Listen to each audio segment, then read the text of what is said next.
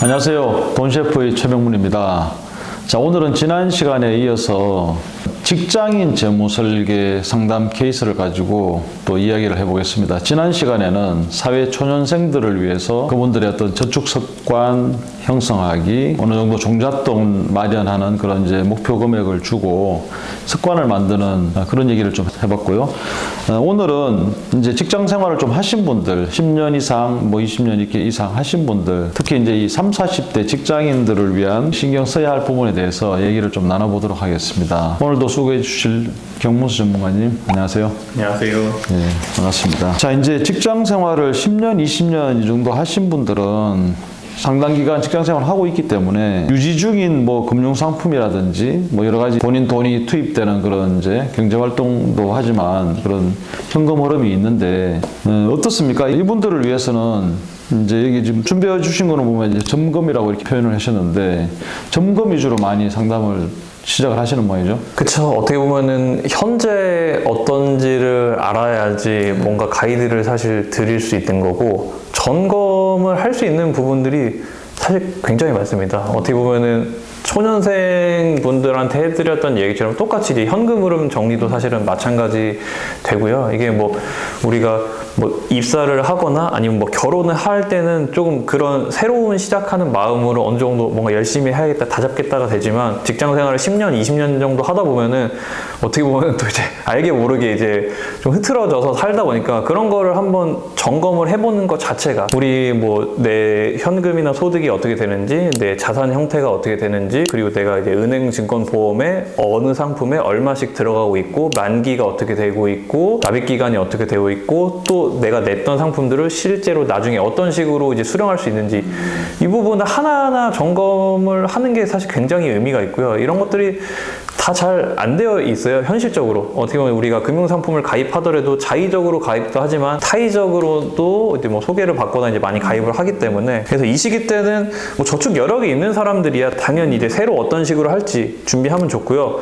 반대로 맞벌이 분들은 그래도 괜찮지만 외벌이 분들 같은 경우에는 추가적인 저축 여력이 나오기가 현실적으로 좀 쉽지가 않거든요. 근데 그런 분들도 이미 하고 있는 것들이 있으세요. 대출도 내고 있을 거고, 투자도 하고 있을 거고, 연금도 내고 있을 거고, 보험도 내고 있을 건데, 하고 있는 상품들, 내가 한 달에 100씩 하고 있는 거에서 어떤 식으로 똑같은 금액을 조정하느냐에 따라서 추후에 효과가 달라지니까. 진짜 그럴 것 같아요. 이게 여력이 있는 분과 없는 그룹 이렇게 딱 나눠지거든요. 없으면 없는 대로 지금 내가 10년, 20년 어쨌든 직장 생활을 통해 가지고 이런 현금 흐름을 가지고 있는데 내가 지금 잘하고 있는지 좀 이렇게 한번 점검을 받아서 조정할 수 있으면 조정을 해야 된다, 이 말씀이죠. 신규로 뭔가 하실 분들은 당연히 신규로 하지만 내가 저축 여력이 아무것도 없다고 생각을 하지만 그럼에도 지금 이미 세팅이 되어 있는 것들이 분명히 있거든요. 그런 것들에서 이제 조정할 수 있는 부분들이 사실 되게 많고요. 뭔가 부동산적인 것도 먼저 이야기를 드리면은 이거는 제가 이제 사람들을 많이 만나고 어떻게 보면 평범한 직장인들 중에서 어느 정도 이제 부를 형성한 사람들의 공통적인 이제 특징이라고 하게 되면은 부동산을 좀 시기적절하게 이제 매수를 했고 가만히 가지고 있어서 좋아진 분들보다는 그거를 이제 한 번, 두 번 이사를 한 분들이 공통적으로 사실 좋고요. 이제 이사를 할 때 아무래도 여러 가지를 또 고려하잖아요. 단기적으로도 모았던 자금이라든지 추가 대출이라든지 또 자녀분들이 있으면 이제 또 학군 좋은 곳으로 가다 보니까 본인은 의사하지 않았지만 이제 삶의 이제 라이프 스타일에 맞춰서 이제 자동적으로 좋아지거든요. 이제 직장인들이 이제 항상 신경 쓰셔야 될 거는 부동산을 직장인들이 매수하는 건 결국 이제 또 대출을 얼마 정도 이제 활용할 수 있을지에 따라 나오거든요. 근데 대출을 또 이제 얼마나 활용할 수 있는지는 결국에 또 이제 현금 흐름에서 또 나와요. 이거는 어떤 이야기를 드리냐면은 요새는 그런 얘기 개인적으로 많이 드리거든요. 억당 50만 원이라고. 이거 제가 여쭤보려고 그랬는데 요즘에는 그냥 1억 원이라는 돈을 이제 주담대 빌리면 다 이제 원리금 상환하잖아요. 이제 원금이랑 이자 상환하는 금액이 대출이 조금 많이 올라와서 한 달에 한 45만 원에서 50만 원 정도 돼요. 3억 정도 빌린다 그러면 넉넉하게 한 150 정도, 4억 정도 빌린다면 한 달에 한 200 정도 나간다.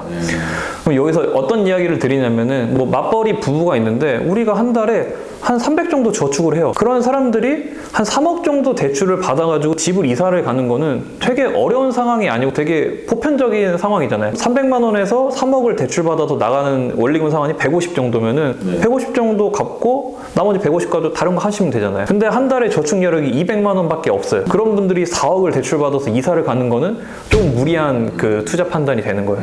그래서 이런 보통 이야기를 드리다 보니까 이런 가이드도 드리고 이제 현금 흐름도 또 다시 점검을 하는 거고요. 1, 20년 된 분들 현금 흐름 파악에 대해서 한 말씀해 주시죠. 아마 관리비 명목으로 나가는 것들도 사실 다 있으실 거고요. 부채상금 같은 경우에는 조금 얘기 많이 드리는 게 주담대를 가지고 있는 분들은 개인적으로 좀 괜찮다고 생각을 해요. 이제 주담대 같은 경우는 원리금 이제 상환이잖아요. 원금도 같이 갚고 또 우리가 자산이라는 집을 취득했기 때문에 그거 적금을 안 한다고 하더라도 적금 모은 돈 가지고 어쨌든 집을 사실 거 아니에요. 그래서 원리금 상환 같은 경우는 개인적으로 좀 저축에 포함시켜서 보는데 그냥 뭐 전세나 신용대출 같은 경우에는 진짜 순수하게 이제 부채기 때문에 그런 것들이 많이 나가는 분들을 좀 줄이라고 이야기 드리고 또 요즘 같은 경우에는 대환 이야기 많이 드립니다. 그러니까 뭐 5%, 6%, 7% 이렇게 받으시는 분들 같은 경우에는 내가 가지고 있는 거에서 대환할 수 있는 방법들을 좀 알아보시면 좋아요. 예로 제일 많이 드는 게 연금 상품들이 있잖아요. 뭐 연금 저축 상품이 됐든 연금 보험 상품이 됐든 뭐 직장 생활이 10년, 20년 차 되신 분들 같은 경우에는 거의 납입한 금액이 막 5천만 원 넘어가시는 분들도 많아요.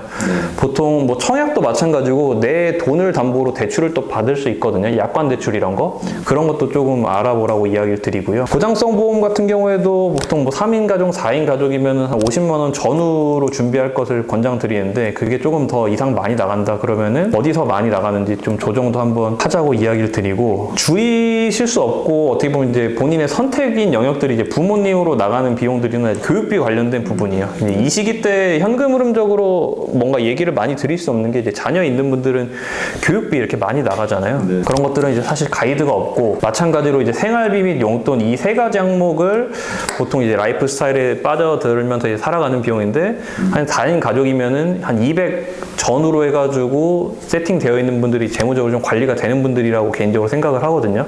그래서 200 정도 이내다 그러면은 잘 살고 계신 거고 그 이상 많이 쓰신다 그러면은 내가 조금 평균보다는 많이 쓰니까 좀 줄여야겠지 이런 가이드를 드리고요.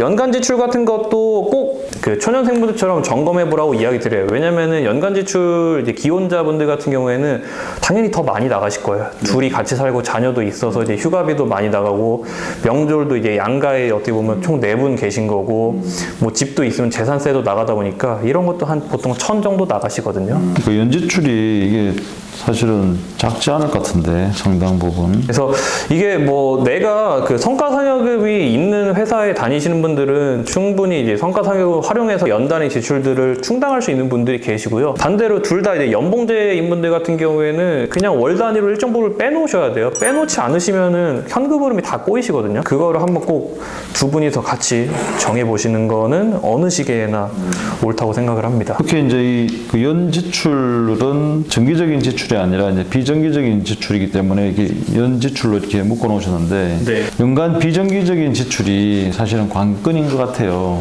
이게 명품을 산다든지 뭐 네. 또 자동차를 또 변경한다든지 이게 네. 굿즈가 큰 것들 있잖아요. 네. 이런 것들이 워낙 이제 비정기 지출로 이게 쓰여지기 때문에 네. 이게 굉장히 이제 영향을 많이 미칠 것 같다 이런 생각을 합니다. 그런 생각을 들고 지금 뭔가 사회자분이 스스로 몇 개가 이제 떠오르셔가지고 약간 그러신 것 같은데 휴가, 명절, 경조사 이런 것들 자동차 보험료, 재산세 이런 것들은 어느 정도 다 고정이 되어 있는 거고 결국 변수가 있는 게 이제 기타적으로 나가는 뭐 의류나 미용이나 이제 운동이나 일단 기념일들이 너무 많아요. 네. 그래서 기념일도 대략적으로 정해놓으면 좋죠. 대략 뭐 50을 쓰겠다, 100을 쓰겠다 이렇게 정해놓으면 되는 거고 뭐 어떤 분들은 뭐 전자제품을 사는 분들이 있는데 핸드폰을 1년마다 바꾸지는 않고 뭐 한 해는 뭐 핸드폰, 한 해는 노트북, 한 해는 낚싯대, 한 해는 골프채 이런 걸 살 수도 있는 거니까 대략 이런 자금으로 정해버리시라는 얘기죠. 자, 그리고 이제 얼마나 빌릴 수 있는지 대출 여력 뭐 이렇게 또 계산하는 부분도 가져오셨네요. 네. 이거는 조금 전에 아까 이제 얘기해드렸던 부분이랑 이제 비슷한 건데, 결국 이제 억당 우리가 나갈 수 있는 비용이 한 달에 이제 원리금으로 한 45에서 이제 50 정도다 보니까 내 현금흐름이 우리가 지금 어느 정도가 되는지, 그럼 대출을 이제 얼마까지 일으킬 수 있는지 고려해 보시면 좋을 것 같고, 그리고 뭐 육아휴직 이런 거 앞두고 계신 거 체크해 보시면 좋을 것 같고, 집을 이제 한번 샀다가 이사하는 분들 같은 경우에는 뭐 혹시 뭐 9억 이상의 이제 집으로 이사 가는 분들 같은 경우에는 취득세가 사실 비싸거든요. 이제 뭐 취득세만 뭐 3.3%면은 주거 이사하는 데만 이제 뭐 복비랑 취득세로 해서 한 3, 4천 정도 나갈 거고, 만약에 뭐 구축으로 간다 그러면은 요즘에 또 인건비나 건자재 이런 값들이 다 올라서 인테리어 비용만 뭐 5천 이상 할 거거든요. 뭐 한 1억 정도가 들어가는데, 그런 것까지 본인들의 이제 현금 흐름이나 아니면은 이제 모아놓은 자산 이런 거 신경 쓰시면 좋고, 그리고 그런 거 팁으로 많이 드려요. 취득세 같은 거 살 때 할부 되는 거 아세요? 무이자 할부 돼요. 아, 그래요? 네. 그러니까 취득세 만약에 3천만 원 낸다 그러면은 사실 일시금으로 내기 굉장히 부담스러운 금액이잖아요. 근데 그 S택스 이제 우리나라 어플 들어가게 되면은 제휴되어 있는 카드들 다 있고요. 거기서 일반 우리 시중 쓰는 카드들에서 뭐 6개월이나 12개월 할부로 돼요. 그러다 보니까 그런 것들을 또 이제 알아가면은 여력이 더 좋으신 거고. 자, 그리고 이제 연금 상품 뭐 많이들 이제 준비해야 되는 연령대잖아요. 직장 생활 10년, 20년 하면 이제 40대, 50대 넘어가는 그 상황인데, 연금 상품들을 많이 이제 또 가입도 해야 되고 실제 가입하고 있고 하는데, 뭐 세금 혜택까지 포함해서 한번 말씀해 주시죠. 네, 연금 상품은 사실은 뭐 디테일하게 뭐 인출 전략이라든지 세제 혜택이라든지 사실 되게 많은데 오늘 뭐 얘기를 드릴 수는 없고, 두 가지 정도만 얘기 드리고 싶은 게, 첫 번째로는 내 연금 상품이 어떤 세금 혜택이 있는지 아시면 좋을 것 같아요. 뭐 복잡하지 않아요. 이건 그냥 딱 둘로 나뉘어지잖아요. 이제 세제 적격 상품이랑 이제 세제 비적격. 조금 더 쉽게 표현하면은 연말정산에서 혜택받는 세액공제 상품이랑 그냥 이제 우리나라 세법상에서 빠지는 이제 비과세 상품들. 세액공제 같은 경우에는 이제 납입을 매년 하게 되면은 매년 이제 우리가 연말정산에 혜택을 받지만 나중에 연금 받을 때 연금 소득세를 우리가 내잖아요. 뭐 3.3%에서 5.5% 세금을 내는 거고, 비과세 상품 같은 경우에는 매달 낼 때 아무런 혜택이 없지만 대신에 나중에 은퇴 이후에 연금 받을 때 세금이 없거든요. 그래서 내 연금 상품이 세제 적격인지 세제 비적격인지 일단 둘로 나누는 거, 이거가 안 되어 있는 사람들도 8, 90% 대부분이거든요, 사실은. 그래서 일단 이것만 나눠 놓으셔도 사실은 좋을 것 같고요. 동그라미가 좋다는 뜻이 아닙니다, 그죠? 네, 맞아요. 목표가 나쁘다는 뜻이 아니고, 세액공제가 되느냐 안 되느냐, 그리고 나중에 연금 받을 때는 미리 이제 세액공제 받은 만큼 연금 소득세를 떼고 연금을 받느냐, 그 얘기잖아요. 맞습니다. 이게 또 초년생분들은 뭐 상대적으로 뭐 연금 저축이나 IRP 이런 세액공제되는 상품들 조금 더 좋아하는데요. 뭐 대기업 다니시고 자산이 조금 더 많으신 분들 같은 경우에는 상담하다 보면 오히려 비과세 상품들을 훨씬 더 좋아합니다. 예. 실질적으로 이런 것들은 나중에 은퇴 이후에 뭐 건보료의 영향도 사실 없는 거고, 우리 자산에서도 다 빠지는 거기 때문에 뭐 여력이 내가 얼마 안 된다 그러면 이제 둘 중에 뭐를 선택을 하든지 둘 다 반반 하면 좋지만, 이런 것들은 개인 상황에 따라서 좀 나뉘는 거여서 일단 세제 혜택에 따라서 나눠 보시면 좋을 것 같고요. 그리고 연금 상품 점검해야 될 부분도 한번 언급해 주시죠. 네, 연결해서 같이 이야기 드려보면은 연금 상품이 모두 다 연금을 죽을 때까지 받을 수 있지 않으세요. 그리고 상담하다 보면 어떤 사람들은 죽을 때까지 받을 수 있는 연금이 있어요? 라고 물어보는 분들도 계시거든요. 그리고 어떤 분들은 다 죽을 때까지 받을 수 있지 않아요? 이렇게 얘기하는 분들도 있는데, 어떤 연금을 가입했느냐에 따라서 죽을 때까지 받을 수 있는 연금이 있고 그렇지 않은 연금들이 있어요. 그러니까 일단은 뭐 확정 기간이라고 이야기하는 거죠. 기간을 지정해서 뭐 10년, 20년 이렇게 나눠서 받는 것들이 보통 증권사에서 가입하는 상품들. 증권사랑 이제 은행에서 가입한 뭐 연금저축이나 증권사 IRP 같은 경우에는 종신 수령이 안 됩니다. 55세 시점에 금융기관에서 물어봐요. 몇 년에 나눠서 받을래? 그럼 우리가 그때 10년이요, 20년이요 이렇게 되는 거고, 또 보험사도 뭐 크게 생명보험사, 손해보험사 이렇게 나뉘는데, 우리 삼성화재 혹은 뭐 DB, 손보 이런 뭐 손해보험사 같은 경우에는 마찬가지로 또 종신수령이 되지 않습니다. 기간을 지정해서 받기 때문에 내가 가입한 연금 상품이 확정 기간형인지 종신수령인지 일단 파악해 보시면 좋을 것 같고, 반대로 이제 종신수령되는 연금 같은 경우에는 보통 이제 생명보험사에서 가입을 하셔야 됩니다. 연금저축도 이제 생명보험사에서 가입한 연금저축보험이 있을 거고, 또 이제 뭐 연금보험이나 이제 변액보험 같은 경우가 이제 생명보험사에서 가입한 게 사람의 사망을 근간으로 해서 나오기 때문에 죽을 때까지 나온다고 보시면 좋고요. 네. 그리고 이제 이 연금들이 물가 반영을 하느냐 이 여부에 대해서도 말씀해 주십시오. 네. 이거는 개인적으로 어떤 거 얘기 드리기 싶냐면은, 제가 뭐 사실 그 국가에서 나온 사람은 당연히 아닌 거고, 국민연금을 이제 옹호할 생각은 뭐 전혀 없는데, 국민연금들을 되게 많이 싫어하시잖아요, 사람들이. 아무래도. 세금처럼 생각하는 분들도 있죠. 그쵸. 근데 실제로 뭐 시중에 뭐 연금저축, IRP 뭐 다른 금융상품들 많지만, 그냥 만약에 한 달에 뭐 10만 원씩 낸다고 해서 국민연금보다 좋은 금융상품은 사실 없거든요. 연금을 똑같이 10만 원씩 낸다고 만약에 한다 그러면은 국민연금이 연금 수령을 제일 많이 해요. 이 얘기를 왜 어떤 분들한테 드리냐면은 한 뭐 40, 50대 분들, 뭐 외벌이 분들 경우에 배우자분이 이제 주부다 보니까 이제 국민연금을 안 내시는 분들 계시거든요. 그런 분들한테는 꼭 이제 이미 계속 이제 지역가입자로 해가지고 한 달에 이제 한 9만 원 정도씩 꼭 납부를 하시라고 이야기를 드리거든요. 이 얘기를 왜 드리냐면은, 국민연금 같은 경우에는 세대 내 재분배 기능이라는 게 있으세요. 그래서 조금 내면 조금 낼수록 이제 많이 받고, 많이 내면 많이 받을수록 수익률이 적기 때문에 그런 거 좀 신경 쓰시면 좋고, 물가 상승 것도 마찬가지로 아까 뭐 연금저축이나 IRP나 연금보험 같은 경우는 그냥 한 달에 50만 원 나오면 그냥 죽을 때까지 뭐 혹은 10년 동안 50만 원 나오고 끝나는 건데, 국민연금 같은 경우는 매년 전년도 물가 상승이 반영이 돼요. 계속 작년, 재작년은 이제 1%씩 올랐고, 작년에 인플레이션 때문에 임금 그 물가 상승률이 5% 정도 됐잖아요. 작년 같은 경우는 사실 뭐 5% 올랐거든요. 그래서 유일하게 이제 그 공적연금인 국민연금, 공무원연금, 교직원연금들은 물가가 반영이 되는 거니까 이 부분은 꼭 알고 생각하시면 좋을 것 같고. 그리고 이제 표도 준비해 오셨는데 이 표를 보고 간단하게 한번 설명을 좀 해주십시오. 그래서 국민연금 같은 경우 이제 내실 수 있는 맥스 구간이 있거든요. 여기 맨 밑에 표에 보면은 한 550만 원 정도 소득을 버는 사람이 이제 9%인 49만 원 정도를 내세요.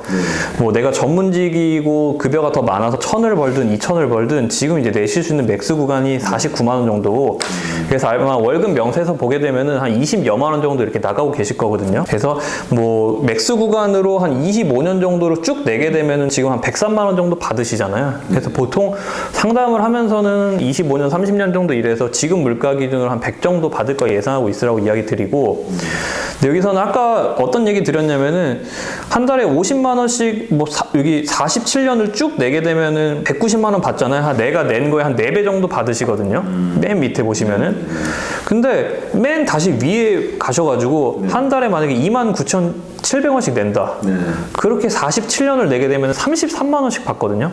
어떻게 보면 낸 거에 11배 받잖아요. 엄청 크게 느껴지네. 네, 이게 아무래도 국민연금은 사적연금이 아니라 공적연금이다 보니까 같은 세대 내에서도 소득이 많은 사람이 있고 소득이 적은 사람이 있잖아요. 그래서 조금 내면 조금 낼수록 수익률이 좋아요. 뭐 주부분들이나 계속가입자로 이제 들어가는 분들이 9만 원 보통 내거든요. 9만 원을 10년 내고 18만 원 받을 수 있는 연금 상품은 지금 우리나라에 존재하지 않아요. 그래서 만약에 그 주부분이어서 한 달에 50만 원씩 내겠다. 그럼 제가 말릴 거예요. 절대 그렇게 하지 말라고 하겠지만 50만 원씩 10년 내면 지금 42만 원 주잖아요. 근데 9만 원씩 10년 내면 18만 원 주거든요. 달라요. 예. 그러네요. 이게 9만 원씩 빨리 10년을 내가지고 이 연금 수령 조건을 맞춰가지고 한 달에 18만 8천 원, 이게 작은 금액이 아닌데? 아니에요. 그러니까 만약에 낸 거에 어쨌든 2배 받는 거잖아요. 예. 그래서 만약에 몇 년, 한 3년 정도, 5년 정도 냈다가 국민연금을 멈춘 분들은 전화해가지고 이제 추후납부 제도라고 해서 미납분 추가적으로 낼 수 있거든요. 그게 얼마 정도 있는지 한번 확인해 보시면 좋을 것 같고. 네, 감사합니다. 자, 오늘은 우리 직장인들 재무 상담 케이스 중에 10년, 20년 하신 분들, 그러니까 연령대로 보면 30대 중반에서 한 뭐 40대, 50대까지도 이렇게 이제 그분들 대상으로 했습니다. 이미 이제 이 정도 직장 생활 하신 분들은 점검이 먼저 최우선적으로 필요하다, 이런 말씀을 좀 드리고 싶습니다. 잘 하고 있는지, 또 뭐 이렇게 살다 보니까 본인들이 이제 이렇게 부부 이제 상의해서 하고 계시겠지만 컨트롤이 안 되는 그런 부분도 있을 거고요. 이게 전문가의 반드시 도움을 받으셔서 그 합리적인 이제 현금 흐름을 다시 맞출 수 있도록 좀 노력을 하실 필요가 있다고 봅니다. 오늘 수고해 주신 전문가, 경문수 전문가님 감사합니다. 수고하셨습니다. 감사합니다.